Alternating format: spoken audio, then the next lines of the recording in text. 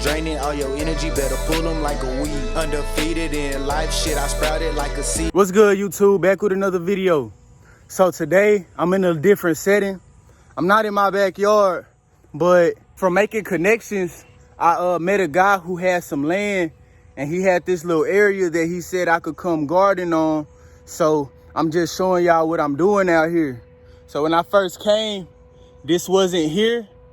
So what I basically did, I just got some cinder blocks that was laying around the land. It's a couple pieces of pallet that was cut right here, and I just laid those down.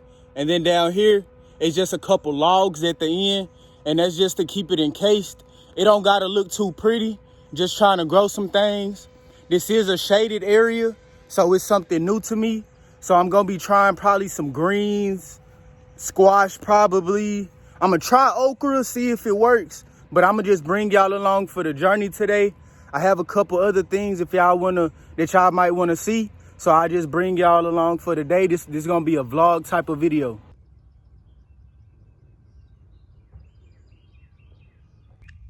I have some seedlings right here that's left over from the greenhouse that was beat up and ain't looking too hot. And I'm gonna plant those out here to just see if they end up taking off. And then I also have here some seeds that I will be planting, direct sowing. So here, I just planted the collard greens. I will be planting some okra. I'll be planting 2 rows right here.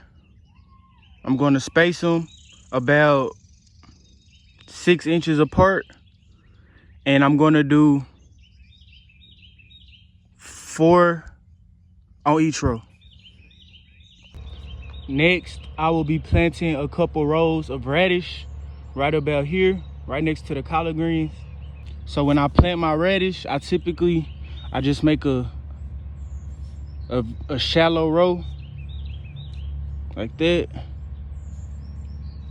Another one about there. Then I'll make one more about here. So when I put the seeds,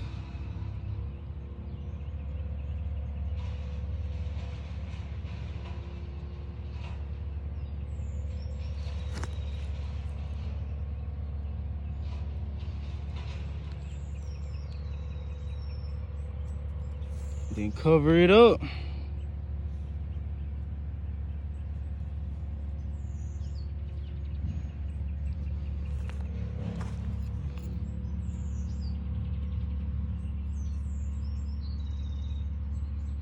Keep it moving.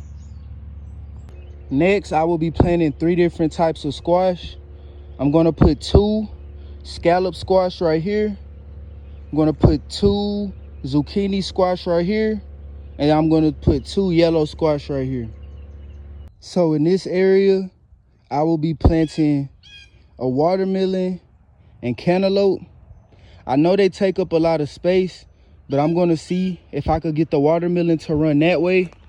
And if I could get the cantaloupe to run this way, and maybe potentially come up this fence right here. So it's just an experiment. I'm gonna try that out. And then right here, I don't have them right now, but I'm gonna be putting some bush beans, some bush string beans. And that's gonna conclude basically what's gonna be done with this bed.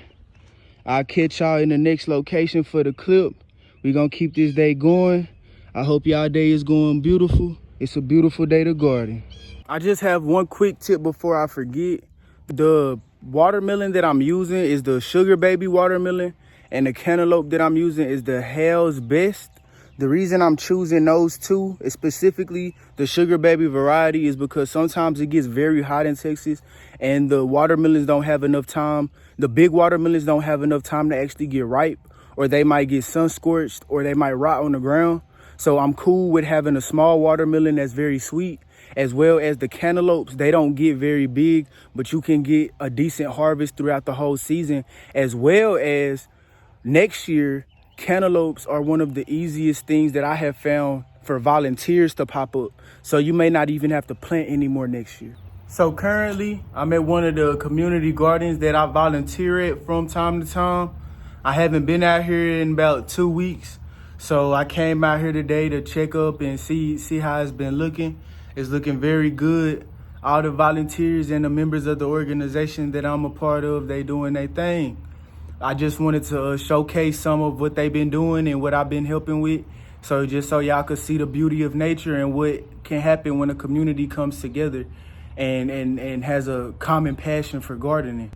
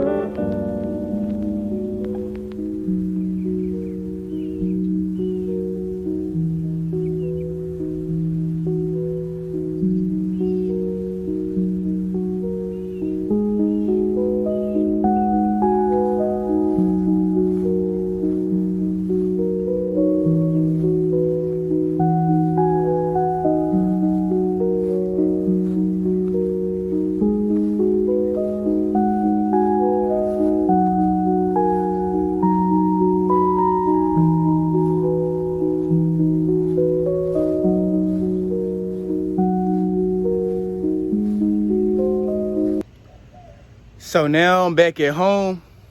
The reason I got this hoodie on is because these mosquitoes out here tearing me up. So it's hot, but it's still early in the morning, so I'm able to handle it. But I'm just out here in the backyard watering my container garden. This is what I have going right now.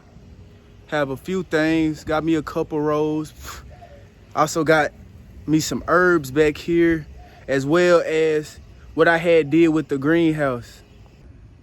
So here's the setup that I have for what's left from the greenhouse. I took off the arching pieces and stuff like that.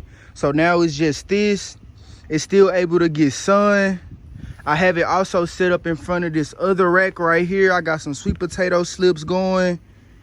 And for that, I've been getting off of this sweet potato right here. These seedlings are the seedlings I was able to save. This one, it had flipped over, but I was able to save it during the storm. These other three, I had brought inside right before the storm. So there was really no damage done. Except for these, they're kind of leggy and stretched out because I brought them inside, but they'll recover. We just gonna keep pushing, keep going to the next day, continue this gardening journey, keep it moving. You know what I'm saying? I just want to say thank y'all again for watching. Stay tuned. Y'all keep me motivated. I'm going to be doing a garden tour soon. As soon as I get my backyard together. I just been moving around a whole lot and I don't want y'all to see my messy backyard. I know it's a part of the gardening life, but trying to get it together for y'all. Draining all your energy, better pull them like a weed. Undefeated in life, shit, I sprouted like a